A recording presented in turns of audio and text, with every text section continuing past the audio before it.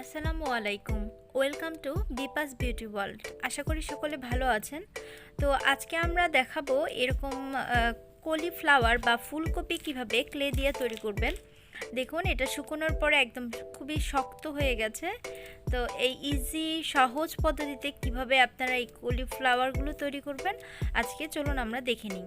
এর জন্য আমি প্রথমে নিয়ে নিব সাদা রঙের ক্লে। সাদা রঙের ক্লেতে আপনারা অবশ্যই সাদা রং করে নেবেন, না হলে কালারটা ফ্যাকাশে চলে আসবে। তো আমি এটা একটা নেটের ব্যাগ, আমাদের ইজিলি নেটের ব্যাগ পাওয়া যায়, একটা নেটের ব্যাগ নিয়েছি, যেই ব্যাগগুলো একটু বড় বড় ছিদ্র আলা ব্যাগ।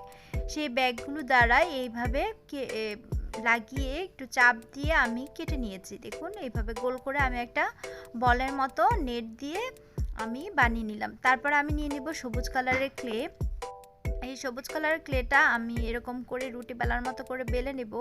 আপনারা এরপরে ইচ্ছা করলে আপনারা 5টা পাতা আলাদা আলাদাও বানিয়ে নিতে পারেন। কেউ যদি এরকম কাটার কারোর থেকে থাকে, এগুলো খুবই ইজিলি আপনারা দোকানে কিনতে পাবেন, তো এই পাতাও ইউজ করতে পারেন। তো তারপরে এইভাবে পাতা আমি এই কাটার দিয়ে কেটে একটা সুং দিয়ে আমি এভাবে দাগ কেটে নিচ্ছি। আপনারা এটার বদলে চিরুনির দাঁতও ইউজ করতে পারেন, বা যে কোনো কিছু দ্বারা আপনারা এইভাবে পাতার শেপটা দিয়ে নেবেন হাতের উপর রেখে। এইভাবে আমি পাতা, এটা সবচেয়ে ইজি পদ্ধতি। চাইলে আলাদা 5টা পাতা বানিয়েও এইভাবে জোড়া দিয়ে নিতে পারেন। তারপর আমি এটাকে এখানে মাঝখানে আঠা লাগিয়ে এইভাবে জাস্ট এটাকে বসিয়ে দিব। দেখুন, এভাবে আঠা লাগিয়ে বসিয়ে পিছন সাইডটা এভাবে আঠা দিয়ে লাগিয়ে দিব। অবশ্যই আঠা লাগাতে হবে, না হলে শুকিয়ে গেলে এটা খুলে যাবে। আপনারা ইচ্ছে করলে এটাকে এভাবেও রাখতে পারেন। আমি আরেকটু ওয়েল লুকিংয়ের জন্য আমি এটাকে এইভাবে কেটে দিচ্ছি।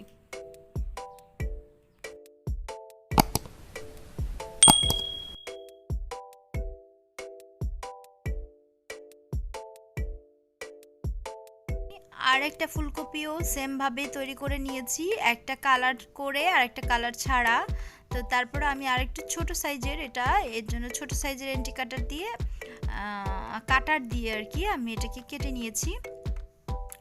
তো যে কোনো কিছু আমি একটা ফিল মেশিন দ্বারা এটাকে আমি চারপাশে এভাবে দাগ কেটে নিচ্ছি, যে ফুলকপির পাতার যে শেপগুলো, যে এগুলো সেগুলো আমি দিয়ে নিচ্ছি।